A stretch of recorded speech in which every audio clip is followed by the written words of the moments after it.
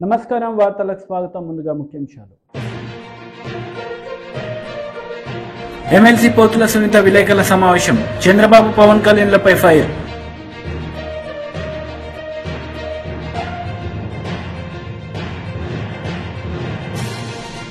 TDP polit bureau సభ్యులు Varla Ramaiah media సమావేశం CM Jagan పై ఫైర్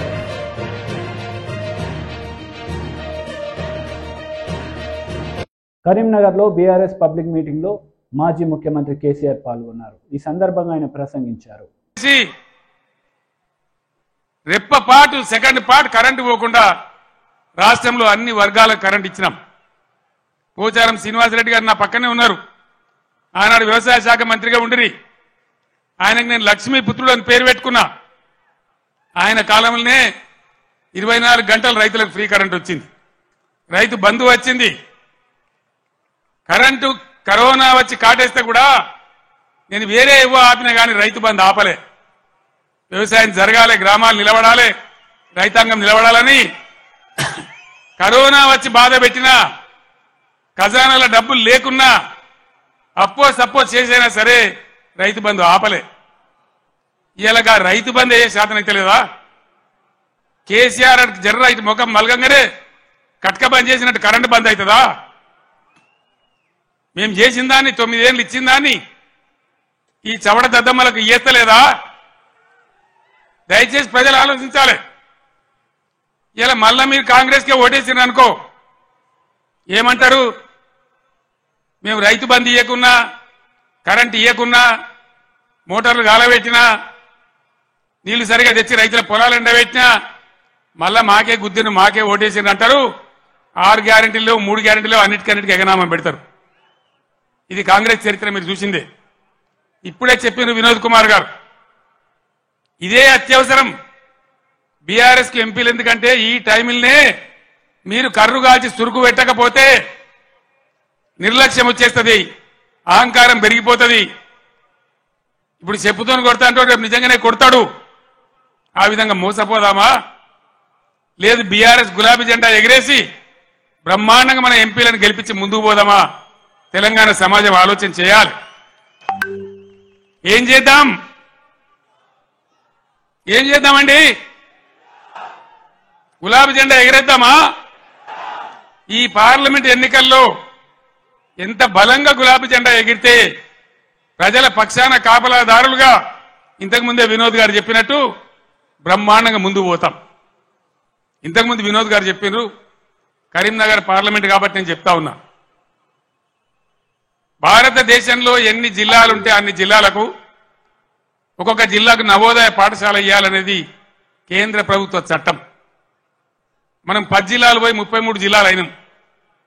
150 ఉత్తరాలు రాసిన నేను నరేంద్ర మోడీ గారికి పర్సనల్ గా పోయి అడిగిన, ఇది చట్టం ఉన్నదయా, ఇది న్యాయం, మేము కొత్త రాష్ట్రం, మేము బాగుపడాలి, ఈమంటే ఒక్క నవోదయ పాఠశాల కూడా ఇయ్యలే. ఒక్కటంటే ఒకటి కూడా ఇయ్యలే.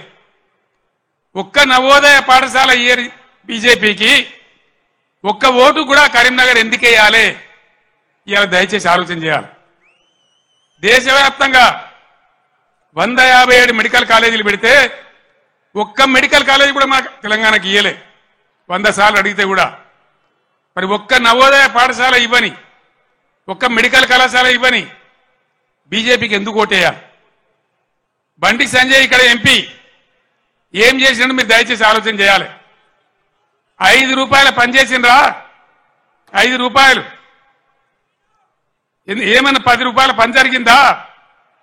ఇంతకుముందు వినోద్ గారు చెప్పిన నేను మళ్ళీ చెప్పదలుచుకోలే.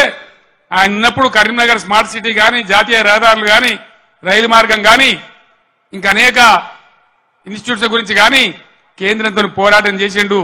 చాలా ఎక్కువసార్లు పార్లమెంట్ లో మాట్లాడిండు. అసలు బండి సంజయ్ కు వినోద్ కుమార్ కు పోలిక ఉన్నదా? దయచేసి మీరు ఓటు పోసే ముందు ఆలోచించాలని కోరుతా ఉన్నా. ఎటువంటి వాడు మన ఎంపీగా ఉంటే మనకు లాభం అవుతుంది? నిజాయితీగా ఉండి నా ఎంబడి నిజాయితీగా ఆశాంతం ఉద్యమ పొడుగున ఏనాడు కూడా మడమ చెప్పకుండా పనిచేసిన నాయకుడు వినోద్ కుమార్. నిజాయితీకి మారుపేరుగా ఉన్న వ్యక్తి వినోద్ కుమార్. ఏ జిల్లా ప్రజలైతే తన ఎంపీ గెలిపించిండ్రో వాళ్ళ కోసం అన్ని రకాలుగా ముఖ్యమంత్రిగా నాతోని కానీ కేంద్రంతో కానీ కొట్లాడి ఈ ప్రాంతానికి పనులు కానీ డబ్బులు కానీ నిధులు కానీ రాబట్టడానికి అన్ని విధాలా పనిచేసిన వ్యక్తి వినోద్ కుమార్. దయచేసి ఆలోచన చేయాలి. కేసీఆర్ నాడు ఒక ఎకరం పొలం ఎండిందా? మరి ఇవాళ ఏం బీమార్ వచ్చింది? ఈ బీమార్ ఇట్లనే ఉండానా? మళ్ళా తెలంగాణ ఆత్మహత్యలు రావన్నా? మేము ఏం చేసినా ఒక పథకం ప్రకారం చేసినాం, ఒక సిస్టమ్ ప్రకారం చేసినాం. తెలంగాణలో వ్యవసాయ స్థిరీకరణ జరగాలని వ్యవసాయ పాలసీ పెట్టుకున్నాం. నాకు ఎవరు దరఖాస్తు చేయలే, దండం పెట్టలే, ఎవరు ధర్నా చేయలే. రైతు బంధు తెచ్చినాం. దేశంలో ఏ రైతు నాయకుడు తేలే. చరణ్ సింగ్, దేవిలాలు, మహారాష్ట్రలో వసంత్ దాదా పాటిల్, చాలా మంది రైతు బిడ్డలు ముఖ్యమంత్రులు అయినారు. కానీ వాళ్ళు ఎవరు పెట్టలే. ఇండియాలోనే మొట్టమొదటిసారిగా రైతు బంధు అనే పథకం పేరు పెట్టి స్టార్ట్ చేసిందే కేసీఆర్ ప్రభుత్వం కాదా? మీరు ఆలోచించాలని నేను కోరుతా ఉన్నా. రైతు బీమా, రైతు చచ్చిపోతే అడిగే దిక్కు లేకుండే. రైతు ఏ గుంట భూమి ఉన్న రైతు చనిపోయినా 5 లక్షల రూపాయల బీమా తెచ్చిపెట్టినాం. ఇలా దాని గురించి వివరం లేదు. ఏ విధంగా పరిశ్రమలు వచ్చినాయి, ఏ విధంగా ఐటీ వచ్చింది, ఏ విధంగా రాష్ట్ర జీఎస్డీపీ పెరిగింది, ఏ విధంగా రాష్ట్ర పర్ క్యాపిటా పెరిగింది. దయచేసి కరీంనగర్ మేధావులు, తెలంగాణ ప్రజలు తమ పార్లమెంట్లో ఓటేసే ముందు ఈ విషయాలన్నీ కూడా ఆలోచన చేయాలి. మీ అందరినీ కూడా నేను కోరేది ఒకటే. నేను పెద్ద లంబాచి కూడా గంటసేపు మాట్లాడా. మీరన్నీ చూస్తున్నారు, ప్రతిదానికి మీరే సాక్షులు. కేసీఆర్ నాడు ఎట్లా పచ్చని పొలాలుండే, ఎట్లా 24 గంటల కరెంట్ ఉండే, ఇలా ఇంత మాయలమే ఎట్లా మాయమైనాయి, ఎందుకు మాయమైనాయి? ఈ అసమర్థ కాంగ్రెస్ పాలకులు బోగస్ మాటలు చెప్పిండ్రు. రైతులకు బోనస్ ఇస్తామన్నారు. మొన్న వానకాలం పంట బోనస్ ఇచ్చిండ్రా? ఇప్పుడు యాసంగి గురించి ఇస్తామని చెప్తున్నారా? అంటే బోనస్ బోగస్ అయిపోయింది. ఈ విధంగా అనేక విషయాలలో పదవికి ఇప్పుడే వచ్చినాం కదా, ఇప్పుడే అబద్ధం ఆడితే ఎట్లా అనే ఇది కూడా లేకుండా అడ్డగోలుగా మాట్లాడుకుంటూ, నానా బూతులు మాట్లాడుకుంటూ, ఒకటే రకంగా కేసీఆర్ మీద ఏడ్చుకుంటూ వాళ్ళు పనిచేస్తా ఉన్నారు. మీరు చూస్తా ఉన్నారు. కాళేశ్వరం ప్రాజెక్ట్, దానిలో మేడిగడ్డ బ్యారేజు 100 కాంపోనెంట్లలో అదొక చిన్న కాంపోనెంట్. దాంట్లో కొంచెం ఇసుక జారి. టీడీపీ జాతీయ అధికార ప్రతినిధి జీవీ రెడ్డి మీడియా సమావేశం నిర్వహించారు. ఈ సందర్భంగా సీఎం జగన్ పై ఆయన మండిపడ్డారు. సెక్షన్ 174 సిఆర్పిసి అంటే ఏంటో తెలుసా? అన్యాచురల్ డెత్, చనిపోవడానికి గల కారణాలు తెలియదని, అంటే అది ఆత్మహత్య, హత్య ఏంటో తెలియదని రాయడం జరిగింది. అన్నిటికంటే విచిత్రం ఏంటంటే ఈ ఎఫ్ఐఆర్ బుక్ చేసింది నిన్న 11వ తేదీన. 7వ తేదీ తను చనిపోతే నిన్న 11వ తేదీన ఎఫ్ఐఆర్ బుక్ చేయడం జరిగింది. ఏమని? 174 సిఆర్పిసి కింద. అంటే ఎలా చనిపోయిందో తెలియదు, కారణాలు తెలియాలి, కనీసం చనిపోయిన వ్యక్తి కూడా కరెక్ట్గా ప్రాపర్గా తెలియదని దాని అర్థము 174 సిఆర్పిసి అంటే. రెండోది కింద రాయడం జరిగింది క్లియర్గా, ఎవరైనా అక్యూజ్డ్స్ ఉన్నారా అంటే నో అక్యూజ్డ్స్ అని రాశారు. జనరల్గా ఇదే ఎందుకు చెప్తున్నంటే, ఇది పెట్టింది ఎవరో తమిళనాడు ప్రభుత్వమో తెలంగాణ ప్రభుత్వమే కాదు కదా, ఆంధ్రప్రదేశ్ ప్రభుత్వమే కదా, వైసీపీ ప్రభుత్వమే కదా. ఇదే వైసీపీ వాళ్ళు సాక్షి టీవీలో సోషల్ మీడియాలోనేమో టీడీపీ వాళ్ళు జనసేన వాళ్ళు ట్రోల్ చేస్తే చనిపోయిందని చెప్పేసి ఒక పక్క సాక్షి పేపర్లో రాస్తారు, వాళ్ళ సోషల్ మీడియాలో రాస్తారు. సిగ్గు లేకుండా సజ్జల రామకృష్ణారెడ్డి గారు వాళ్ళ కొడుకు ఇవన్నీ సోషల్ మీడియాలో రాపిస్తారు. ఒక పక్క అదే వైసీపీ ప్రభుత్వము ఎఫ్ఐఆర్ మాత్రము చనిపోవడానికి కారణాలు తెలియదు, అక్యూజ్డ్ ఎవరో తెలియదు, అసలు అక్యూజ్డ్ ఇచ్చే లేరు దీని వెనక. అంటే ఈవిడ చనిపోవడానికి కారణాలు తెలియదు, ఈవిడ చనిపోవడానికి దీని వెనక ఎవరున్నారో కూడా తెలియదని రాశారు. జనరల్గా వీళ్ళ వైసీపీ సోషల్ మీడియాలో కథనాల ప్రకారం కానీ, లేకపోతే సాక్షి పేపరు కథనాల ప్రకారం కానీ సెక్షన్ 306 ఐపీసీ పెట్టాలి. సెక్షన్ 306 ఐపీసీ అంటే అబెట్మెంట్, అంటే చావటానికి ప్రేరేపించటం. ఒక వ్యక్తి లేకపోతే ఒక వ్యవస్థ ఒక వ్యక్తిని ప్రేరేపిస్తే లేకపోతే ఇదిగో వాళ్ళు చెప్పినట్టు ఇలా దూషిస్తే భయపడో లేకపోతే ఆ ప్రేరేపణలో గురయ్యో చనిపోతే ఆత్మహత్య చేసుకుంటే అప్పుడు 306 పెట్టాలి. మరి ఒక పక్క సాక్షి పేపర్లోనేమో ఇదే ప్రభుత్వందే కదా, ఇది వైసీపీ కదా అధికారంలో ఉండేది, వాళ్ళ పత్రికే కదా ఇది, శ్రీమతి భారతి గారు నడిపే పత్రికే కదా ఇది, జగన్మోహన్ రెడ్డి గారు శ్రీమతి కదా ఆవిడ, వైసీపీ సోషల్ మీడియా వాళ్ళదే కదా. మరి ఒక పక్క ఇలా నడుపుతూ ఎవరో ప్రేరేపిస్తే చనిపోయినారు, లేకపోతే టీడీపీ జనసేన తిట్టడం వల్ల చనిపోయిందని ఇక్కడ రాసినప్పుడు, మరి అదే వైసీపీ గవర్నమెంట్లో సెక్షన్ 306 కాకుండా 174 సిఆర్పిసి ఎందుకు పెట్టారండి? ఎవరిని ఎర్రిపప్పలు చేద్దామని మీరు జనాల్ని? మరి ఇదే వైసీపీ వాళ్ళు పోయి ఆవిడ టీడీపీ వాళ్ళు జనసేన వాళ్ళు తిడితే చనిపోయింది, సెక్షన్ 174 కాదు పెట్టాల్సింది, 306 అని ఎందుకు పెట్టించలేదు మీరు కేసు? ఎప్పుడు చనిపోయింది? 7వ తేదీ చనిపోయిందా? మీ పార్టీ కార్యకర్త, మీ పార్టీ సానుభూతురాలు 7వ తేదీ చనిపోతే హాస్పిటల్లో 7వ తేదీ అడ్మిట్ చేస్తే హాస్పిటల్లో చనిపోతే మీకు 11వ తేదీ దాకా తెలియదా? నిన్న ఎఫ్ఐఆర్ బుక్ అయిన తర్వాత మీకు గుర్తొస్తుందా? ఒకళ్ళు చనిపోయారు, ఈవెన్ ఎలా మనం ఈ మరణాన్ని ఎలా మనం రాజకీయాలకు వాడుకోవాలని చెప్పేసి నిస్సిగ్గుగా దిగజారి సోషల్ మీడియాలో ఏది ఎఫ్ఐఆర్ అయిన తర్వాత 174 సిఆర్పిసి కింద, అంటే చావు కారణాలు తెలియదు, దీని వెనక ఎవరు లేరు అని ఎఫ్ఐఆర్ బుక్ అయిన తర్వాత చావు కారణాలు టీడీపీ జనసేన అని చెప్పి సాక్షిలో రాస్తారు. అసలు మీరు మనుషులేనా? అసలు మీరు ఒక వ్యక్తి చనిపోతే మన రాష్ట్రంలో ఒక మహిళ పాపం పిల్లలున్న తల్లి చనిపోతే ఆదుకోవాల్సింది పోయి ఎవరో ప్రేరేపించారు, దానివల్ల చనిపోయిందని చెప్పేసి నిస్సిగ్గుగా ఈరోజు ఆ కుటుంబాన్ని. ఎమ్మెల్సీ పోతుల సునీత మీడియా సమావేశం నిర్వహించారు. ఈ సందర్భంగా పలు అంశాలపై ఆమె మాట్లాడుతూ చంద్రబాబుపై, పవన్ కళ్యాణ్పై మండిపడ్డారు. ప్రభుత్వం చర్యలు తీసుకోవాలి, చట్టపరంగా వాళ్ళపైన యాక్షన్ తీసుకొని వీళ్ళని ఖచ్చితంగా కఠినంగా శిక్షించాలని చెప్పి ఆంధ్రప్రదేశ్ వైఎస్ఆర్సీపీ రాష్ట్ర మహిళా అధ్యక్షురాలుగా నేను ప్రభుత్వానికి విజ్ఞప్తి చేస్తున్నాను. ఇలాంటివి రాష్ట్రంలో జరగడానికి వీల్లేదు. ఖచ్చితంగా ఇలాంటి పునరావృతం కాకూడదని కూడా నేను వేడుకుంటున్నాను. ఎందుకంటే మహిళలకి రక్షణ కోసం జగనన్న దిశ చట్టాన్ని తీసుకొచ్చారు, దిశ యాప్ తీసుకొచ్చారు. 2000 ప్రజలున్నటువంటి గ్రామ సచివాలయానికి ఒక మహిళా కానిస్టేబుల్ నియమించారు. జగనన్న ప్రభుత్వంలో మహిళలకి ఇంత మంచి జరుగుతుంటే చూసి ఓర్చుకోలేక ఈ 4.5 సంవత్సర కాలం కూడా చంద్రబాబు నాయుడుకి ఒత్తాస పలుకుతున్న తన దత్తపుత్రుడు పవన్ కళ్యాణ్, తన సొంత పుత్రుడు లోకేష్ పచ్చ మీడియాని ఆసరగా చేసుకొని విషంగక్తు బురద జల్లే కార్యక్రమాలు 4.5 సంవత్సరాల కాలం చేశారు. మీరు ప్రజల్ని పక్కదారి పట్టించాలనేది మీ రాజకీయ చతురతంతా కూడా. ఏనాడైనా మీరు ఈ రాష్ట్రంలో పేద వర్గాలకి, బీసీలకు, ఎస్సీలకు ఏదైనా న్యాయం చేశారా చంద్రబాబు నాయుడు? మీరు ఏనాడు చేశారు? మీ ప్రభుత్వంలో ఎవరికైనా న్యాయం జరిగిందా? సామాజిక న్యాయం అందిందా? బీసీలను ఓటు బ్యాంకుగా వాడుకొని ఓట్లు వేయించుకొని వాళ్ళని అవమానపరిచారే. బీసీలకు ఏదో 2 కత్తెర్లు 2 ఇస్త్రీ పెట్టెలు ఇస్తే బీసీలకు న్యాయం జరుగుతుంది అంటున్నాడు చంద్రబాబు నాయుడు.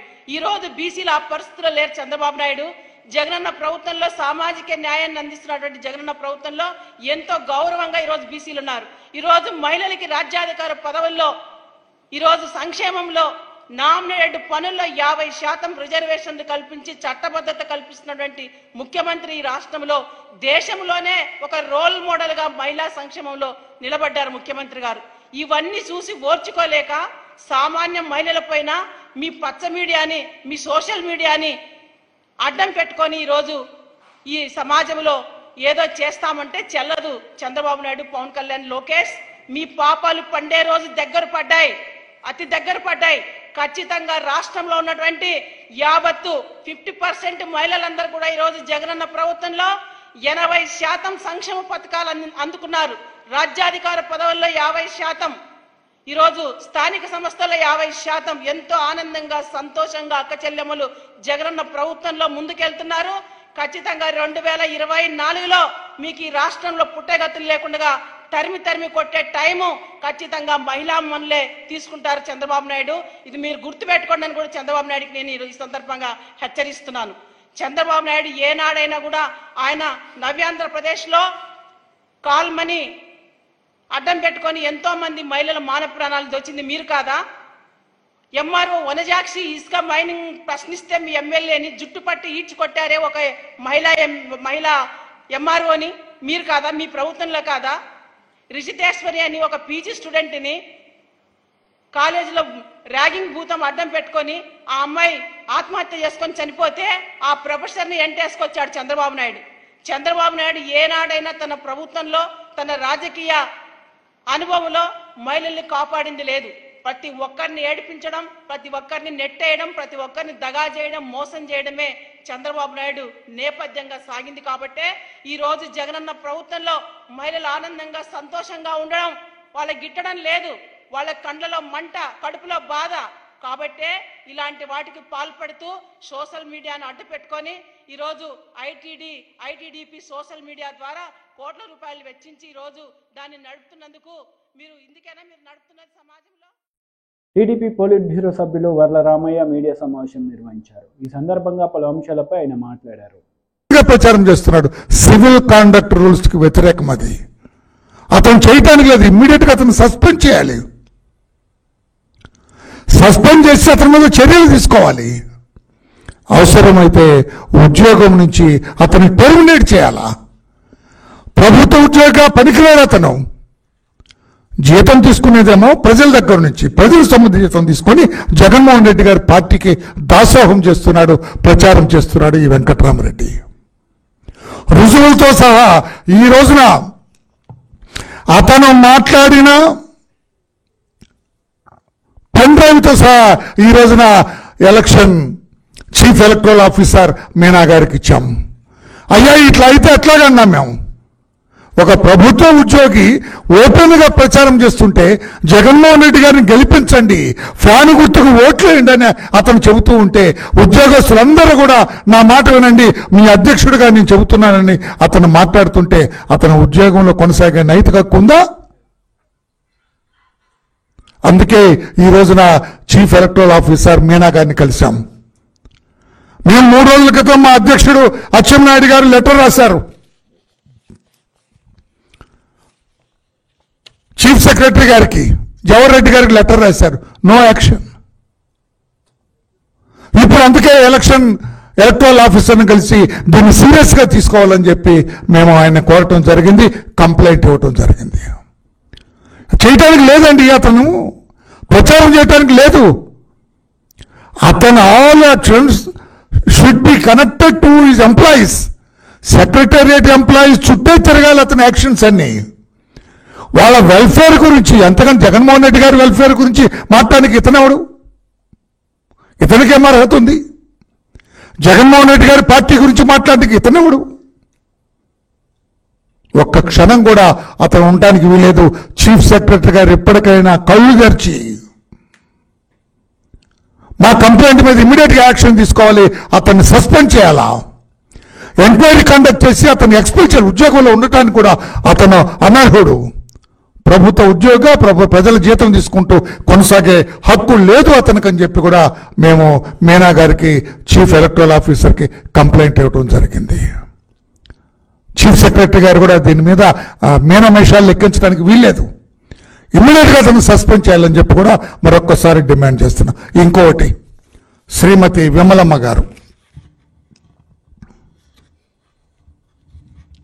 విమలమ్మ గారుగా పేరు, విమలమ్మ గారు జగన్మోహన్ రెడ్డి గారికి మేనత్త అవుతారట.